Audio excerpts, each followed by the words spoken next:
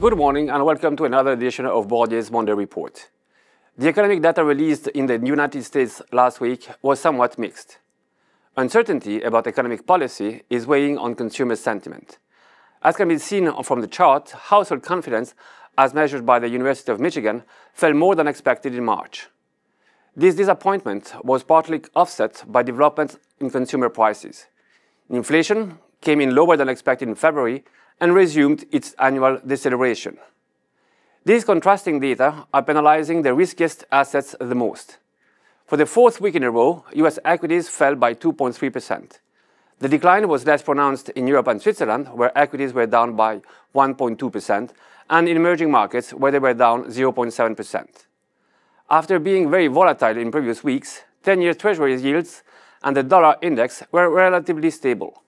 Finally, gold, buoyed mainly by political uncertainty, reached new highs, rising by 2.5%. This week will be a busy one for economic statistics. In the US, we have retail sales, industrial production, and numerous statistics on the state of the housing market. The Fed will also meet and is expected to leave its key rates unchanged. In Europe, we will be keeping a close eye on the ratification of the German stimulus package by the Parliament. We are back to buy on Roche. The Swiss pharmaceutical company has signed a collaboration and licensing agreement with Zealand Pharma, strengthening its position in the treatment of obesity and type 2 diabetes.